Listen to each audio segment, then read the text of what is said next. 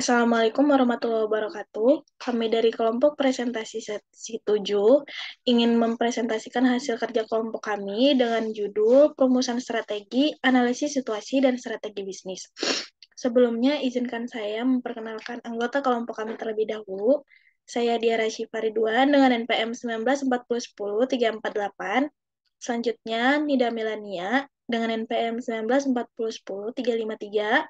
Selanjutnya, Alia Regina dengan NPM 1940100358. Kemudian yang terakhir, Jihanur Aziza dengan NPM 1940100392.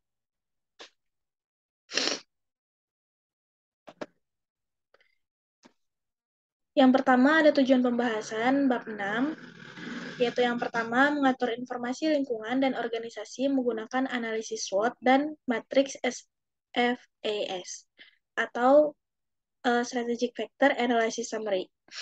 Kemudian yang kedua, menghasilkan opsi strategis dengan menggunakan matriks TOWS. Yang ketiga, memahami strategi kompetitif dan kooperatif yang tersedia untuk perusahaan. Kemudian yang keempat, membuat daftar taktik kompetitif yang akan menyertai strategi kompetitif. Kemudian yang terakhir, yang kelima, mengidentifikasi jenis dasar aliansi strategis. Selanjutnya ada analisis situasi pendekatan SWOT. Analisis SWOT merupakan kegiatan menganalisis atas situasi perusahaan, yaitu strength, weakness, opportunity, dan threat. Analisis SWOT ini terdiri dari strength atau kekuatan, yaitu sumber daya, keterampilan, atau keunggulan-keunggulan lain yang relatif tidak dimiliki oleh yang lain atau pesaing, dan kebutuhan pasar yang semakin meningkat ingin dilayani oleh perusahaan atau organisasi. Kemudian yang kedua, weakness atau kelemahan adalah keterbatasan atau kekurangan dalam sumber daya, keterampilan, dan kapabilitas yang menghambat kinerja. Misalnya, fasilitas sumber daya keuangan, kapabilitas manajemen, keterampilan karyawan rendah, belum adanya divisi pendidikan bagi karyawan, jumlah karyawan yang terlalu besar, dan citra merupakan sumber kelemahan. Kemudian, opportunities atau peluang adalah situasi penting yang menguntungkan dalam lingkungan organisasi perusahaan, dan kecenderungan-kecenderungan penting merupakan peluang.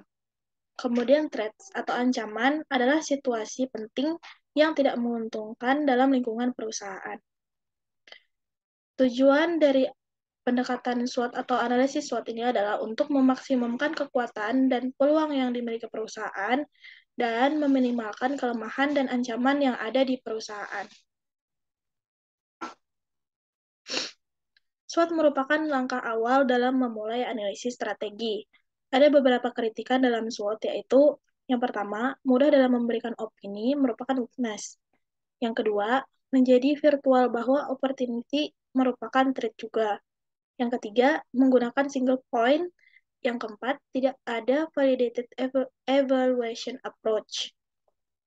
SWOT ini dikembangkan pada tahun 1970 dan menjadi yang pertama dalam mengubah dari kebijakan bisnis menjadi strategi.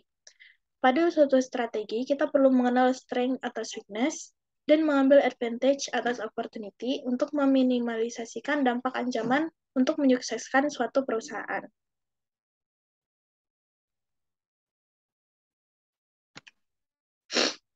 Selanjutnya, membuat matriks ringkasan analisis faktor strategi itu terbagi dalam 6 kolom.